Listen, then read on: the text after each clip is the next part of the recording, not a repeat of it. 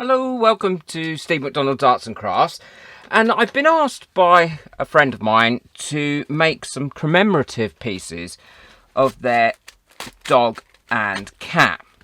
And what I've got here is I've got some fur and I've got some ash as well. It isn't difficult to make commemorative pieces with ash and fur, but you do need to follow, I think, some clear guidelines and methods of doing so to enable you to get the best results. And what I'm going to do is I'm going to make 6 different little keepsakes, so pendants and key rings and things, for this person using a combination of either the ash or the fur or a mixture of both. So without too much further ado, let's get on. So the molds that I'm going to be using today are these ones. I'm going to make something in this little glass bottle here and make a pendant out of that. I'm also going to make a pendant out of this little pendant mold. Now I'm going to make a cat's paw and a dog's paw, a heart, and with this larger mold, it's a shame that their sort of dog isn't in here, because if not I could have made a really nice quite chunky key ring, but they don't have their dog in this one. I'm going to make this bone because their dog loves bones.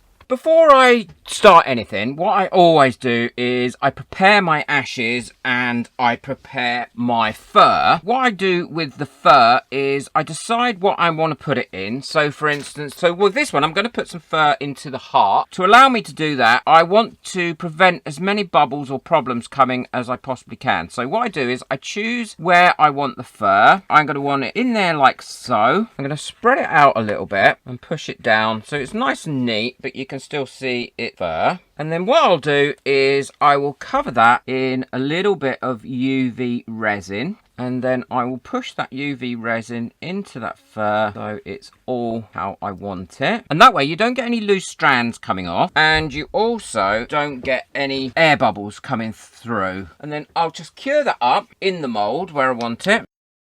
Then pop it out of the mould and then cure the back of it, because there's no doubt it will have got a bit messy, not got cured because of the thickness of the hair. Okay, and then what I'll do is I will take a pair of scissors and any loose hairs like this, I will just go around and I will trim them up so that they're a nice shape.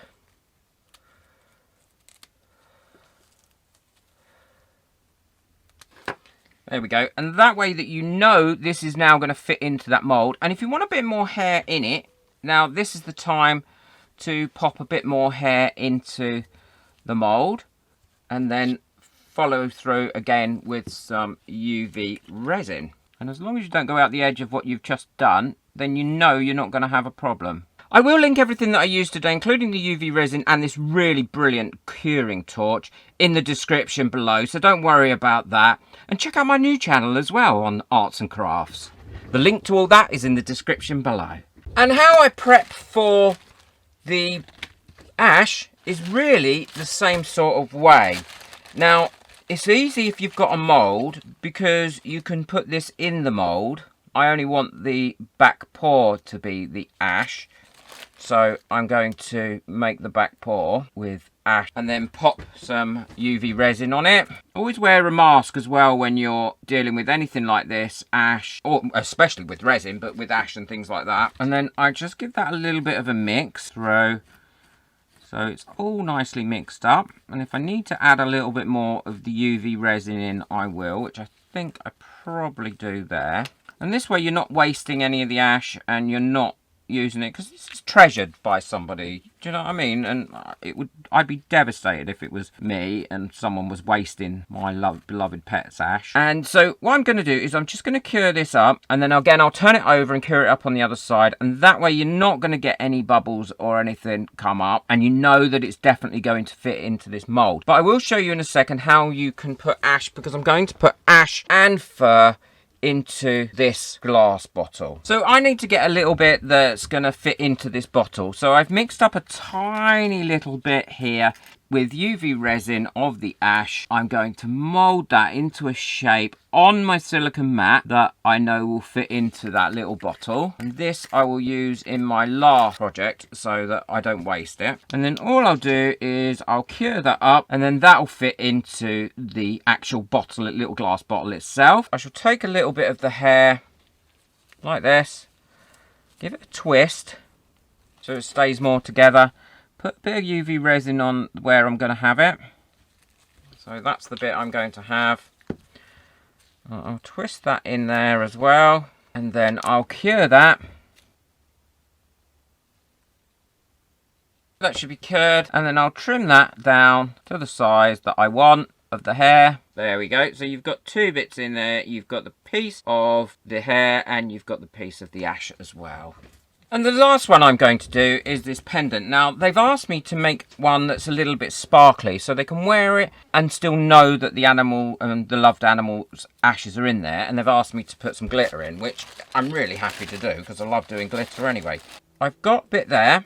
And then what I'm going to do is I'm just going to pour in a good bit of glitter and then give it a mix up to see how it comes out. To have a look at it. And I think that is quite a nice glittery mix. Although to me, I think that still shows too much of the actual ash itself. So what I'm also going to pour in there, or just put a little bit in of, is a little bit of gold mica powder and mix that around. I think that'll really help it. And then I will add my UV resin. And then what I'm going to do is transfer this mixture over to this little pendant mold. Now you could make this whole thing out of UV resin, but I don't tend to do that because I feel you don't get a full cure because you've got a solid colour going all the way through. So I would much rather do this and then add a little bit of epoxy either side of it just to ensure that it's going to last quite a nice long time. So I'm going to push that down quite firm.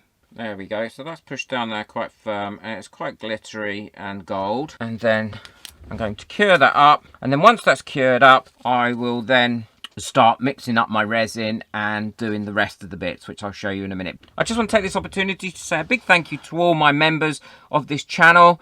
Without people like yourself, I wouldn't be able to continue making these, and I hope you're enjoying all the additional perks you get for being a member. It's a great little community. And if you'd like to buy me a coffee just to say thank you for any of the videos that I do and help me towards these expenses, because it is my only form of income now, then the link to that is in the description. Thank you. I've got all my resin mixed up now and I'm ready to put it in. So under the ash that I'm going to put in the pour, I'm just going to pop a little bit of resin and squeeze the ash back in, and that'll just give it a nice finish and secure it in there really easily. Now the ones with the hair, I want the hair to suspend in the actual resin. So what I'll do is I'll fill the heart shape up and then I'll let that cure for about 4 or 5 hours, and then I'll place the heart over the top of that and then let it cure up again and then fill it up with resin. I'm filling up the little glass jar using a pipette. Now I'm not putting the cork in now because I want any air bubbles that are in there to come up and release. The glitter and the ash one, I'm doing the same as I did with the pours, and I'm just doing the whole pour of the resin now, and that should be done.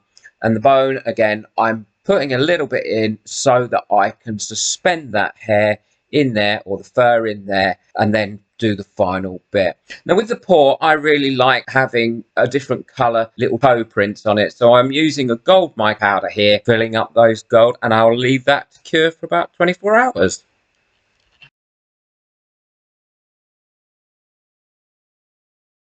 Well, these should have cured up enough now for me to be able to pop in the pieces that I made earlier, and they are. I just need to pop them into there. What I'll do is I'll let them cure up completely before I finish those off, and I'll come back and I'll show you how I finish all those bits off. These bits have cured now with the hair and the ash in, so all I need to do now is do another pour on the top of these, which I will do.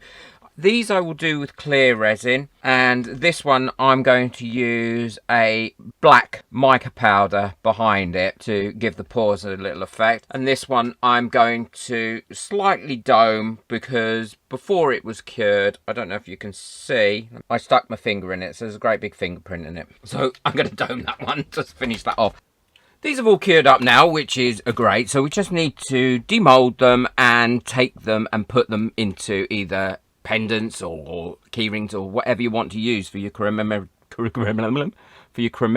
pieces. That's got a piece of hair in it, and it's also got some ashes in it. But at the moment, this cork is detachable, and also it's very porous and it will crumble and break up. How I seal my corks is I always seal them with some super glue, and I use the thin super glue and I pop it on and I seal the cork like that, and I let that super glue soak into the cork, and then I'll pop a bit of super glue in there. So there's a bit in the top there, and then I pop the cork in and I let that cure up. And while that's curing up, I'll get on with the rest. So the little bone, that should be all finished now, and that has come out really nicely there, and there's the hair in that. Now you can dome this back if you want to. I don't tend to, but I quite like it as it is. Now the little heart, that's come out really nicely. There was a little air bubble in that though, which is a shame. But I can dome that over, that wouldn't be a problem. So that's the little heart.